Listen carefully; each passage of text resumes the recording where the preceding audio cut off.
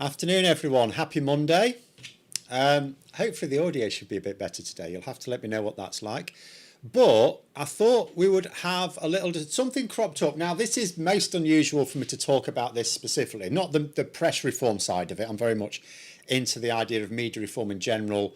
And although I've sort of said in the past, so, in terms of think about three types of media that all need reform. You've got press, so this is very much about press reform, Leveson, all that sort of stuff. The phone hacking scandal really could be in there in a way that it wasn't, whenever it was, 14 years ago, 15 years ago. So there's press reform, there's broadcast media reform, which we still need more of, and then there's social media reform. So those are the three main types. And I've often thought actually broadcast first. Now, broadcast news already has the most regulation. So why would it make sense to start there when it's already got the tightest rules? I would say because of that. So broadcast media does actually have rules. They're mostly reasonable. But GB News have proven that a lot of those rules are advisory. If you can afford to make losses of 30-40 million pounds a year, as GB News have been, and you can afford to pay the fines, then the rules are not so much rules as advisory notes, right? So I would say start there because you've already got the rules. The problem is enforcement. If you try press reform and you come up with new rules for them, but the enforcement is as bad as it is for broadcast, you don't actually do anything. However, if the public were to suddenly decide that press reform was absolutely essential, far be it from me to tell them they're wrong. And so there's this thing, right? There's going to be a TV drama called The Hack, about the phone hacking scandal. Specifically the drama. Now, I am going to say I don't watch television, so I'm never going to see it. But, of course, one reason why you might get some excitement, there's a link to the art. This is an article in The Guardian about it, by the way. I've put it in the description below. And obviously, after the Horizon, I don't even know what it's called, sorry, because I didn't watch that either. But after the TV drama that catapulted the Post Office Horizon scandal into the public eye, which actually then suddenly got a load of political movement, that's, a lot of stuff happened there. I mean, the Conservatives were in government at the time, but there was a lot of digging there. A lot of skeletons came out of closets, and the government actually had to do something. They had to actually act. Parliament as a whole had to act, and it did as a result of that drama.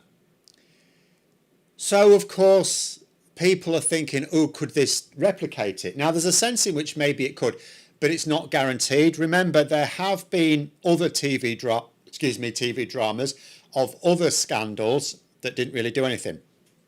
Remember, there was a drama. Again, I've not seen any of these. Sorry, I don't watch television.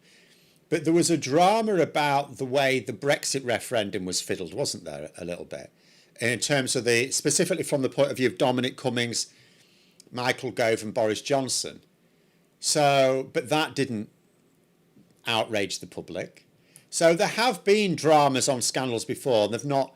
The Post Office Horizon scandal, it's not the only case of where it's done it, but it's a rare case. So it's not guaranteed. Just because there's some big names in this, you've got David Tennant, Robert Carlyle, Toby Jones, it doesn't guarantee that it will suddenly inflame the public. But if it did, could be quite interesting, couldn't it? Matt Can't Play saying, TV drama entitlement, TV drama show, not scandal in TV land. No scandal in TV land. This is scandal in press land. That's an old scandal. And it did outrage people at the time, sort of with the Millie Dowler angle. But because the Conservatives were in government at the time, nothing was done. Had Labour been in government at the time, we would have had proper press reform. But David Cameron was in charge, so we didn't. The Leveson really, they implemented a little bit of the recommendations, not all of them, and there was no follow-up, which there should have been a follow-up. But what I find interesting about this, we could go over some of the bits in it. Like it's, for example, saying here, so for those who don't know, by the way, I'm assuming people know what this is about, but let's just assume you don't for a moment. So when was it? Hold on, it'll say here somewhere. It was 2012. It was during the coalition years. It was fairly early on in Cameron's term, 2011, 2012 or something like that. Basically, Murdoch's rags, News of the World was the main one, but basically his papers were caught, they'd been hacking celebrities' phones. And The Guardian tried to report on this, and it wasn't getting very much traction until it was discovered that journalists had also been illegally hacking. They'd hacked phones related around the family of Millie Dowler's murdered girl, and that all of a sudden, and that just shows you, doesn't it? Like, the scandal wasn't more serious because they were phone hacking people around Millie Dowler. That didn't make it more. I mean, it's like, it's talking about here, there's 1,600 people settled out of court with Murdoch's group, right? It just shows you the scale of this criminality, the scale of it that went on. And so it wasn't more serious because of, like, they picked on someone dealing with the murdered girl. But that's what resonated with the public, and that's why I think, people are hoping this TV drama does the same thing. It may or may not.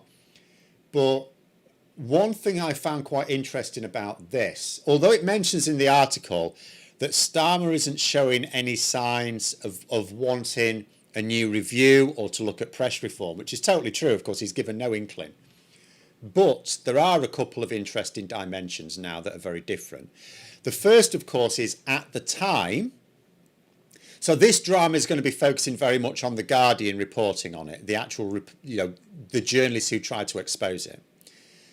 But at the time, Keir Starmer was Director of Public Prosecutions, and he went after them. It's not just that it was his job to prosecute journalists who may have been involved. He really went for it. Remember, the Crown Prosecution Service, sometimes they will drop a case, not because they don't think the person's guilty, but because they don't think they have enough evidence to get a conviction. It's really that simple. You're not saying you think the person's innocent if you drop charges. You're just saying we do not think we can secure a conviction. And yet Starmer went after them so hard. Loads of people were acquitted, not because he did a bad job, because he actually did the opposite. He was saying, is there a chance we can secure a conviction? If it was, he was basically going for it. Murdoch absolutely hated him because he tried to go after his right-hand person, Rebecca Brooks, who's still in charge.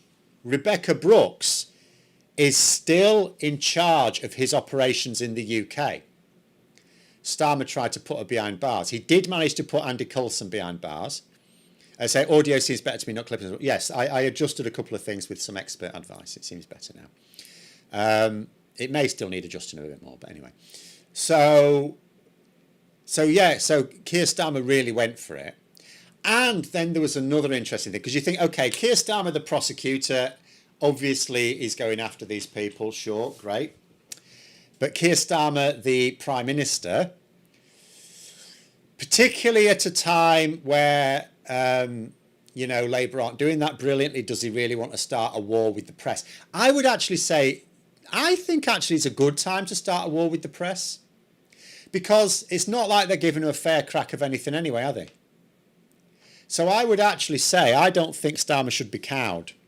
But anyway, the point I was going to make was, last year, during the election campaign, so I don't think newspapers should ever offer endorsements at all, by the way. But it is normal for newspapers to offer endorsements, right? And famously, the Times refused to offer an endorsement for anyone. And the reason was, so the editor of the Times, I actually can't remember if it's the Times or the Sunday Times. They are technically slightly different. I forget which it was, but I think it was the Times. So their editor met with Keir Starmer just before the election and reportedly wanted Starmer to confirm there would be no moves on press regulation. And Starmer refused to give him that assurance. And so the Times refused to endorse him. They didn't endorse the Conservatives either. They just didn't endorse anyone. But they refused to endorse Labour because Starmer refused to commit to no press reform. So although Labour haven't talked about press reform in the manifesto, there is a line. There is a line in there that would cover them if they chose to do it. Oh, should I see if I can find it? Actually, I should have thought about that before. I'm not sure how quickly. I just remember there was an ambiguous line, which might mean it's not that easy to find now. But let me see if I can find it anyway. But yeah. So the fact of the matter is, Starmer, although he hasn't said he's going for press reform, when he was offered a carrot for ruling it out, refused to rule it out. So wouldn't it be interesting? Would so love to see Piers put in court. Piers Morgan, I assume you mean there. Yeah, because he was very much implicated. He wasn't convicted either.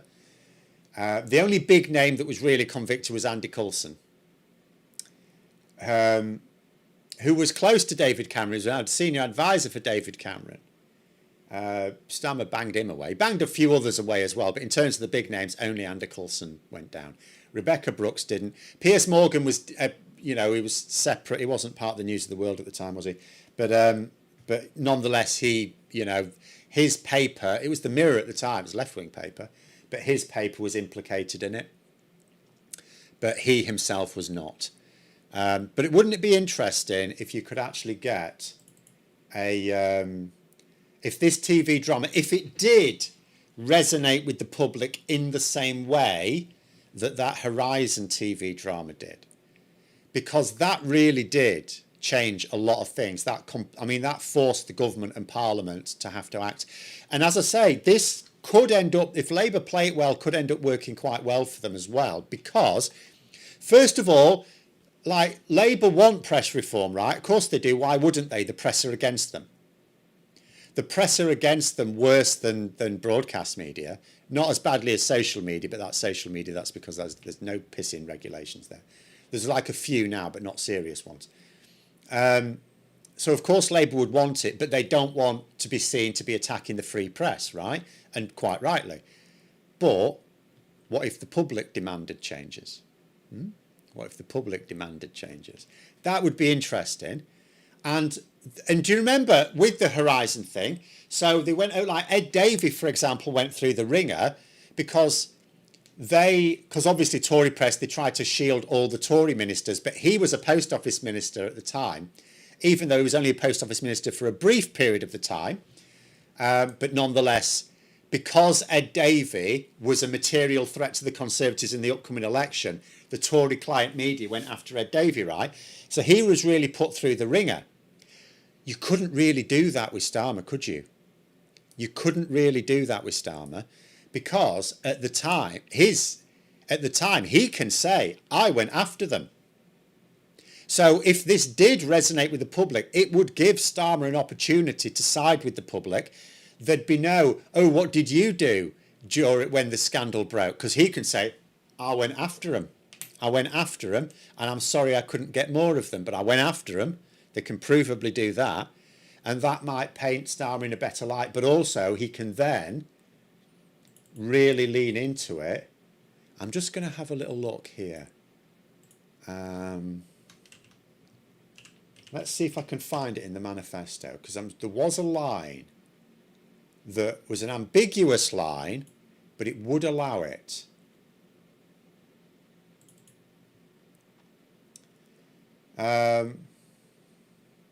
Let me just see if I may not be able. No, I'm not going to be able to find it easily. No, sorry. There's too many references there. I'm going to have a read through of it again sometime because there was definitely a line there that didn't scream press reform, but could be used to cover it. Seen a lot of complaints about the Farage show on the BBC stroke Sky. Apparently they're just running an hour-long stream of his rants. Oh, is this about his announcement today that is going to destroy our economy? Yeah, I'm doing a video on that later. He does get too much press. But the thing is, and this is where Labour need to, and other people need to stop being so stupid about it. The reason they're doing it is because he gets views. They need views. I mean, you've got to feed the beast. You've got to feed the beast. It's really this simple. News media is incredibly competitive these days. You can complain, Ed Davey can complain all day long that they're giving Farage outsized coverage. Yes, they are. But they're not doing it because they're Reform UK fans. They're doing it because they need the views. Their jobs depend on views. Give them the views. Labour can do the same thing. Labour can do the same thing. Not in the same way. Well, a little bit they can, but not in quite the same way. I mean, the way Nigel Farage does it is he says outrageous things, like scandalous things. Obviously, a serious politician should not do that. Don't lean into populism, but you can give a bit. You can generate a little bit of like scandal without it being a bad thing by just slag off Nigel Farage, slag him off. Honestly, slag him off. Go after him. Go on there. Keir Starmer could go on today and talk about why aren't you investigating that £7 million black hole in their finances? Why aren't you investigating those dodgy things? Like why aren't you investigating that? Why aren't you investigating that? And if they say, well, why aren't you? You're the government says, we don't engage in political investigations. That's not our job, and nor should it be. But it is your job. It's your job. Why aren't you investigating his financial dodgy dealing? Honestly, just go on. Like if Keir Starmer went on and proper put his fists up, come on Farage, come at me, bro. Then that would get clicks as well because people like drama. Why do you think at boxing matches they have to do that stupid face-off thing? Like no one's psyching anyone out there. They do it long before the bout. Anyway, it's the day before. That's not having any effect on the bout. It's for the punters, right? It's for the people watching. They like a bit of drama. They like some needle. Give him some needle. He needs to be like Trump. All the populists do it, but it's not populism. It's not popular because populism is when you identify a group of people and say, they're your enemy, rally around me against that enemy. You're talking about named people. Farage won't be picking on a whole group of people. He'll be picking on named people. Nigel Farage, Zia Youssef, Kemi Badnock, if it can be asked, whoever. Rules do not help when privileged-minded producers follow the elite's agenda. Real problem is with the bias, which seems to be endemic and primitive about strength, not compromise. I think when it comes to bias, I don't know that there's a lot you can do about that, to be fair, because bias is, by definition, subjective. I'm not saying there's nothing you can do to reduce bias in the media, but that is a difficult one. Because think about it this way, so you can read an article on something, right? I'll give you a recent example. Let's just get rid of this. Let me just give you an example from this weekend. So, with the UK formally recognising Palestine yesterday, the Telegraph, it was probably the Sunday Telegraph. I'm not sure exactly when it was, Saturday or something. But anyway, the Telegraph this weekend, either the Telegraph or the Sunday Telegraph, ran an article that said 90% of people are against this decision by the government. Now, this is untrue, by the way. I think it's 64% of people are in favour of it. Right? That's YouGov, who do the proper polling. So the Telegraph lied. Now, I've no doubt that they produced a poll. I didn't actually read the article, but it will be a doctored poll. It'll be a fiddled one. They'll have got Matt Goodwin to do it or something, right? Because the professional poll said a clear majority, like 2/3 of the public are in favour of it. So, in terms of what you can and can't do there, what could you do in terms of press reform? I think you could stop them printing something that they have no good reason to suppose is true, which will include clearly dodgy polling, right? But what you can't do is stop them posting an article saying, well, we think a lot of people are against this. Because that would be an attack on... we do need... The problem is we don't have a free press. But a free press is a cornerstone of democracy. You have to allow journalists to speak truth to power, and who who can decide that they're being biased? Like, who watches the Watchmen, right? So I don't think you can easily do. You can't tell a paper. You can't report that in that way because that's biased. Because who decides? But what you can do is, as I've called for, you can put a duty of accuracy on them. You can say that you're not allowed to publish anything that would be deliberately misleading. You must have good reason, and journalists, proper journalists, know how to check sources, right? Like someone like me, I can be more easily caught out. I'm not a trained journalist, but I mean, I go to some efforts to make sure what I'm saying is true, but I am more likely to get caught out because, well, first of all, I'm producing my stuff more quickly. Professional journalists, top journalists, only have to produce a few articles a week, if that. They get paid an absolute fortune for a few articles. Let me have a look at some. Hold on. Let me just look at something. Does Isabel Oakeshott do for the Telegraph? Is she in the Telegraph? I'm just going to quickly... Because Isabel Oakeshott is obviously getting paid enough for private schooling for her kids and all the rest of it. Go away. Let me try and find it. I'm going to spell her name wrong, aren't I? What? How's her bloody name spelled?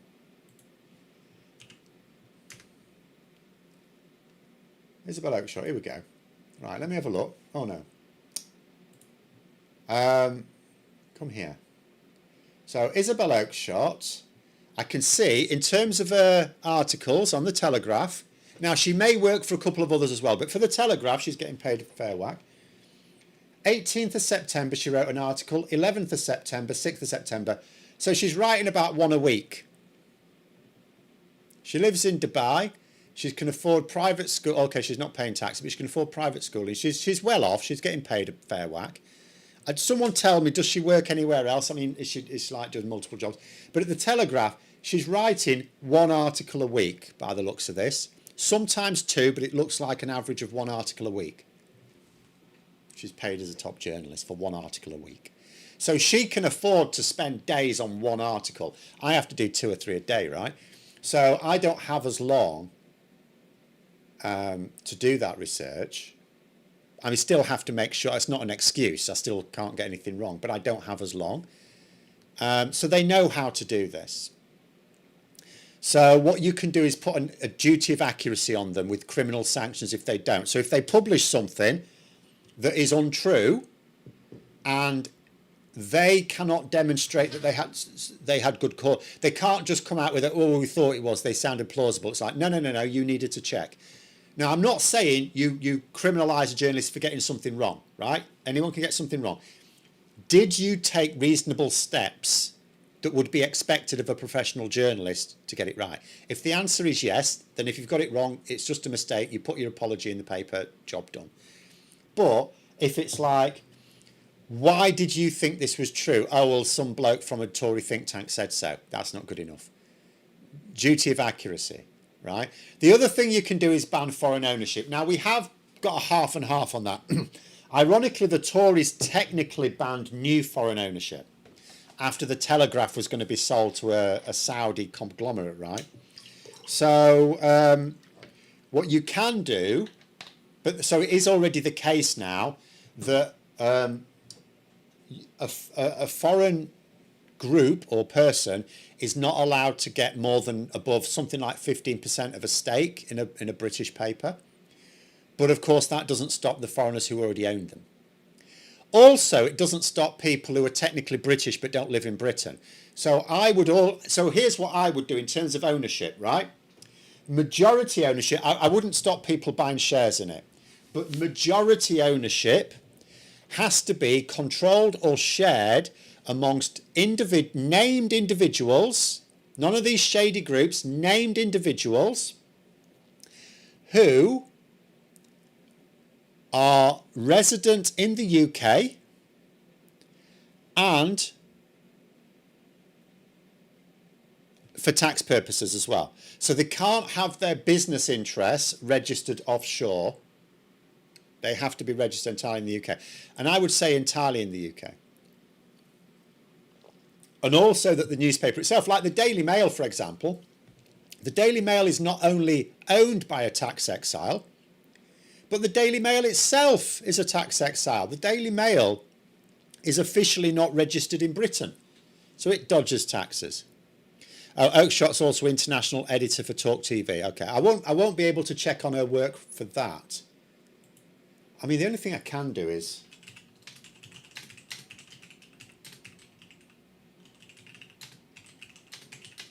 I could look at how much she's paid for by the Telegraph. Maybe that information's known.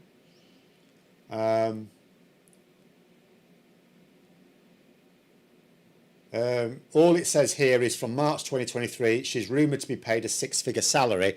That means at least £100,000 for one article a week. That's still not bad money, even if, and she might be getting paid several £100,000 a year for one article a week. Bargain, that is, bargain. Part of the reason Oakeshott moved to Dubai might be to avoid prosecution for lying in published articles. I think she probably thinks she's safe on that one, and she actually could still be prosecuted. She could still be prosecuted. Doesn't matter that she's overseas.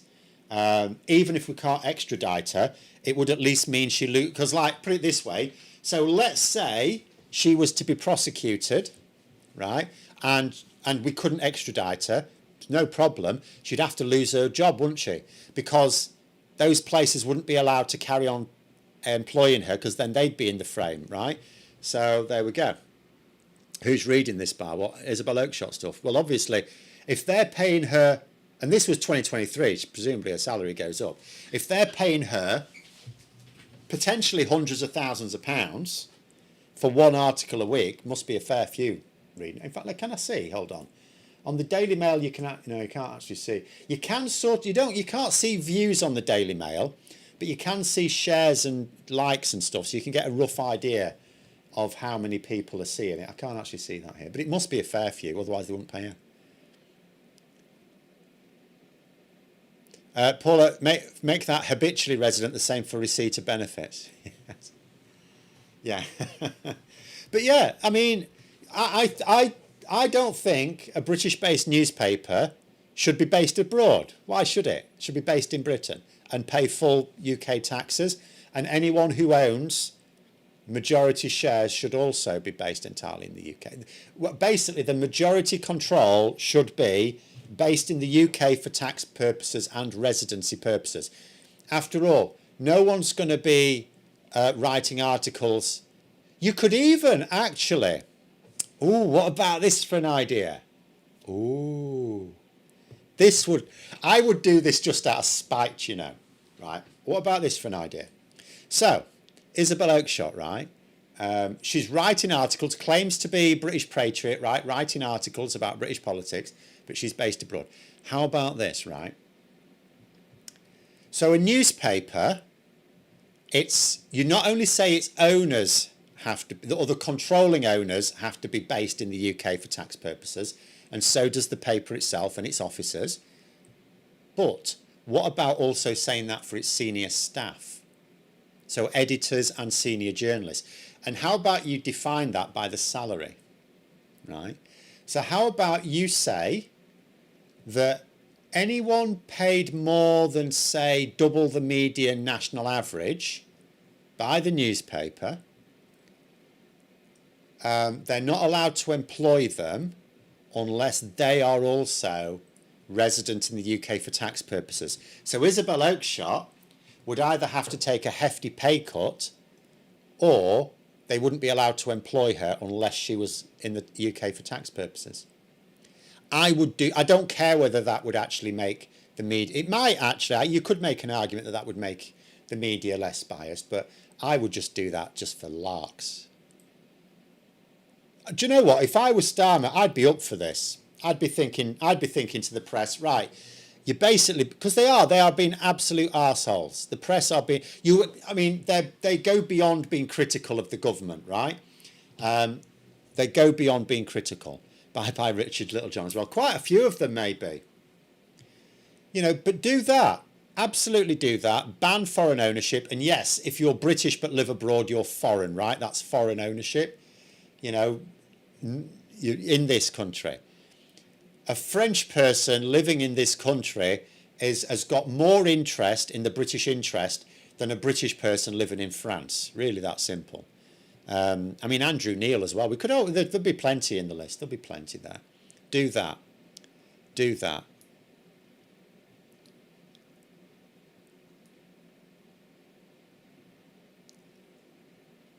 So that's what honestly, that's what I would be thinking of. And as I say, this at the moment it's not going to happen, right? Because he'll be too. I mean, I would do it, but he's not going to, because he's already got a dodgy enough relationship with the media, and there's no great public clamour for it, right? So is it and again, I always say fight. In politics, you need this. Politics is a bit like being a parent or a teacher. You need to learn to pick your battles, right? And probably at the moment, it's a battle I'd be up for, but obviously he's not. But he hasn't ruled it out. But if this TV drama could fire the public up, wouldn't that be interesting? Do I pass these ideas to Labour on my local MP, or is it lost cause? I have talked about these things before, yeah, with my MPs. It's not a lost cause. No, there's no, honestly. This is something, press reform is in Labour's interest. And do you know what? Everyone in Labour would see it.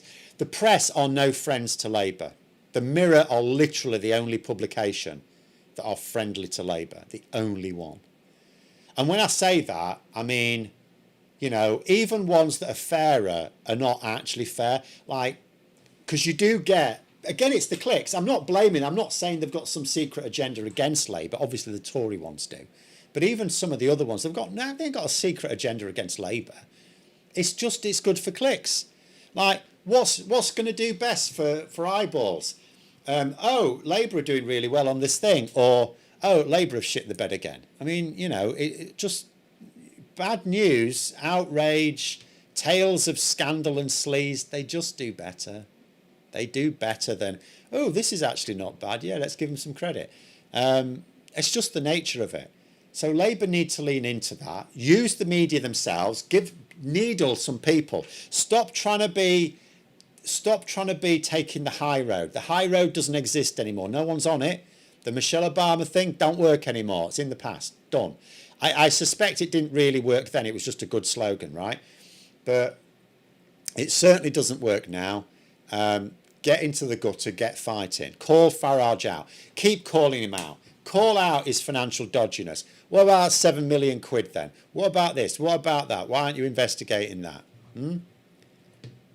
What about all of his jaunts to America where he's getting paid to not be in his constituency?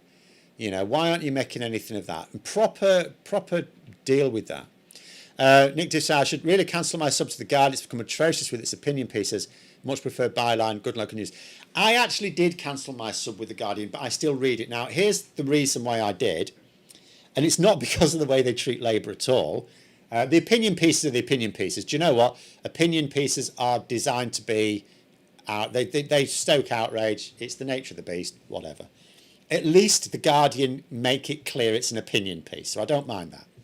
The reason I cancel my subscription to The Guardian, it's actually twofold. First of all, you don't need it to read their stuff. That's their fault. If they put their stuff behind a paywall, I would do it again because I need it professionally, right? I mean, I pay the Telegraph, so yeah, I will pay The Guardian, certainly. The reason I did is actually because I was appalled at how little coverage there was of the Green Party and the Lib Dems at the last election. I thought, ordinarily, I understand it, because do you know what? The Greens and the Lib Dems are shit, right? They give you nothing. The last time I did a video on the Lib Dems, it bombed hard. It was like one of my worst performing videos, and I mean ever. We're going right back to when I didn't even have 1,000 subscribers. It was appalling. They give you nothing. No one's interested. So even Lib Dems aren't interested in the Lib Dems. The Green Party, similar thing. Hypnotits isn't actually doing much better. He might generate a bit of interest a bit later on, we will see. But during an election, you've got a duty to report on them. You're not going to do them as much because, again, they're not feeding you as much information. But the Greens and Lib Dems were newsworthy during the election campaign. The Guardian, there's nothing. I think there was like 2 articles on the Lib Dems and 1 on the Greens that were prominently displayed. It was pathetic. And I said so, and I said I'm cancelling this because even during an election campaign, you are not reporting on the different options. And that's me as a Labour supporter. I wanted people to vote Lib Dem in the Lib Dem Tory areas, of course. I pushed that quite heavily. But I didn't want people to vote for the Greens, particularly, because they mostly compete with Labour. But at the end of the day, a journalist should. Anyway, last couple on here. Like you said, add media literacy school curriculum. Yes, yeah, we could do that as well. The problem with anything that you do for young people at a young age in terms of the curriculum, critical thinking, media literacy, financial literacy, stuff like that, it's all really good, but it takes decades. You've got to do it consistently for decades. And the problem is Labour could start, and they should start doing it. They can start doing it. As soon as they lose the election, it's gone. Because technically, the last Labour government did start to introduce critical thinking. They didn't really go into it hard enough, but they did. They introduced some critical thinking courses. Tories instantly cancelled them. And I mean instantly cancelled them. The Tories don't want critical thinking. So something like that, because it would take decades to bed in, and the Tories will instantly cancel it, do it. I'm not saying don't do it, but it wouldn't be top of my list of things to solve the problem. But anyway, we'll leave it there. Thanks for coming on, everyone. Have a great rest of Monday. And until next time, I'll see you later.